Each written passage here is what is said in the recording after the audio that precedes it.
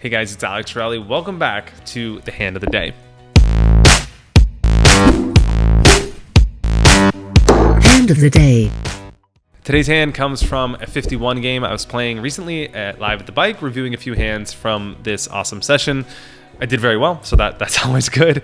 But this hand is pretty sweet. So I raised in the cutoff here with Queen 9 of Diamonds to 300.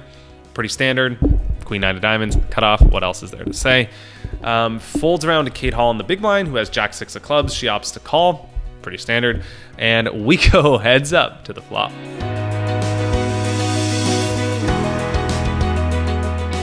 Flop comes 10-8-3 with 2 clubs. We both flop a decent amount of equity here. But more importantly than that, this is a great flop for me because there's a lot that I could do with a flop like this. And what I mean by that is, of course, I could hit the nuts and have a hand that's disguised, but there's a decent amount of turns that I can barrel effectively that are really good for my range and really bad for Cate's. So I'm automatically applying a lot of pressure on this board when I decide to bet, because I'm not going to be betting this board that often. This board definitely hit the big blind range. I'm going to be checking back a decent amount of the time here with a balanced strategy, with some strong hands, with some weak hands, etc. But without going too much into that, this is definitely a spot where when I bet, I want to bet a little bit bigger because I'm not betting as often, and I want to set up the hand to apply a lot of pressure later on. So I opt to bet 500 into 625, 675 here, setting up the hand for a big pot that could apply a lot of pressure to the weak hands that the big blind could have. Some of the strong hands that the big blind could have are still very vulnerable. Even if the big blind has something like 10-9, there's a lot of crappy turns for 10-9, right? Any overcard is better for my range than it is for the big blind's range. So if the turn comes a jack, a queen, a king, an ace, those hands are much more likely to hit my range than they are to hit her range. So I'm setting up this hand by betting big on the flop for a multi-street play where I have a lot of leverage and the big blind's very scared of my range. I'm going to be betting the same way with all my overpairs. And like if I'm barreling with like king, queen of clubs here, if I hit a king, I'm going to be betting with that hand on the turn as well. So any of those overcards hit me, they give me more equity, they give me some combo draws, they make me overcards, over pairs that I'm going to be betting, and it puts the big blind in a really crappy spot. So I really like coming out of the gate firing, betting big here when I am going to bet, to set up the hand for a situation where I'm applying a lot of pressure. I bet 500. Cate has a very, very easy call. I mean, maybe mix in some check raises here with this hand. Sure, I guess you could argue for that, but I think check calling here is definitely the standard play. There's a lot of turns that she could check call as well. Any turn that's like a 7, a 9, a queen, a jack, a club, those all give her more equity. A 6 gives her a pair. A lot of cards give her straight draws as well. So this is a great card to check, a great hand to check call with, because there's so many cards that you can continue with on the turn and be very confident that you're showing a profit. I like Cate's check call. Flop's pretty standard. Let's see what's up on the turn.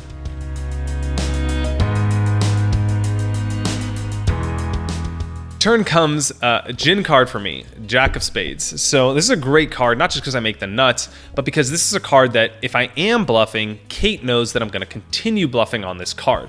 Most of the hands that I bet the flop with that are bluffs are going to pick up more equity on this card. If I have like 2 overs, like ace, king, king, queen, those all are going to continue betting now because they have overs plus a straight draw, and maybe those hands are going to bluff and represent clubs or spades on the rivers. So a lot of my bluffs are going to continue bluffing. If I have clubs, I'm going to probably continue bluffing. If I have ace 5 of spades, I'm going to continue bluffing.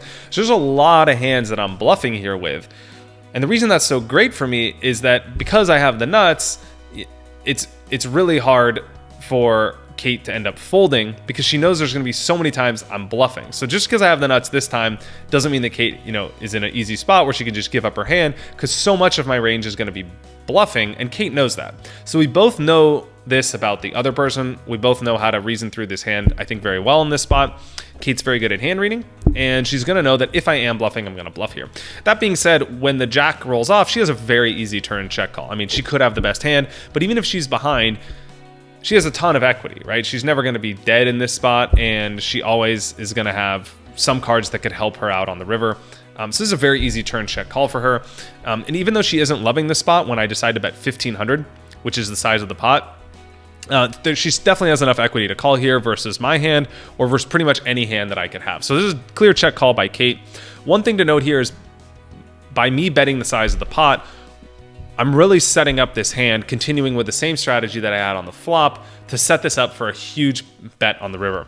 Now, while this is good for my hand specifically when I have the nuts, it's also just good for my strategy because I'm leveraging a situation where my hand is stronger than my opponent's, my range is stronger than my opponent's, so to speak, and I'm going to apply a lot of pressure regardless of the types of hands that I have. So it's really good to do this with a balanced strategy when I have the nuts, when I have bluffs, and just to be applying a lot of pressure on opponents when you can have it and they can't.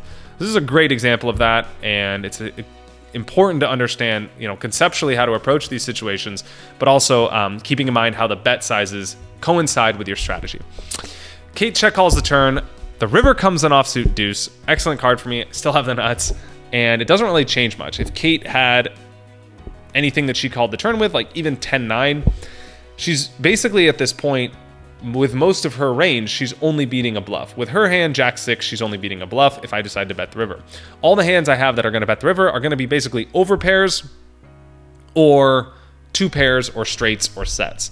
That's basically what I'm saying when I'm betting this river.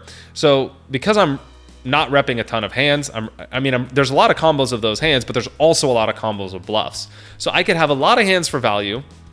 I could have a lot of straights, a lot of two pairs, a lot of sets, over pairs, etc. There's a lot of possibilities of those value hands, but there's also like an equal amount of possibilities of bluffs. I could have missed clubs, missed spades, over cards, ace-9, etc. Those hands all missed, and those hands might elect to bluff the river as well. So because I have so many bluffs, so many value bets, if I do end up betting here, I still think betting big is a very good strategy, just because the types of hands that I can have are still stronger than the types of hands my opponent can have. It's easier for me to have a straight than it is for Cate. It's easier for me to have a set. It's way easier for me to have a set of jacks, a set of queen, a set of tens. I can have all the over pairs, and Cate can't because she just flatted the big blind. So my range is still stronger than Cate's. It's a great spot to apply a lot of pressure. And I went for like max pressure and decided to shove 1.5x the pot. While I think that's a great play with the nuts, obviously, it's always okay to shove with the nuts. It's a good play overall with my overall strategy. So it's important to not just play your hand, but play your overall range and your overall strategy as well. So if you're going to shove all in with the nuts here, that's fine.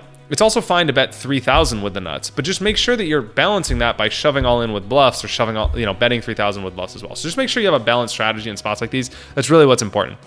I decided to shove. Cate has a really tough spot here. Facing a $2,000 bet, $2,500 bet, she's a lot easier call because she's getting a better price. Facing a shove, this really, really sucks. And that was sort of the spot I was hoping to put her in. Just a really, really tough spot where she's always going to be facing tough decisions against me in big pots. So as far as what she should do in this spot, first of all, a lot of it depends on what you think your opponent's strategy is. If you think he's likely to only be value betting with the nuts in big spots like these, of course you can make a big fold. If you think he's going to be bluffing too often, you can make a big call. I can't tell Cate what to do here because that would that would hurt me, my strategy long term. But in general, in spots like these, you want to be calling with the better hands you could have and folding the worst hands you could have. Cate, that's the most I can say.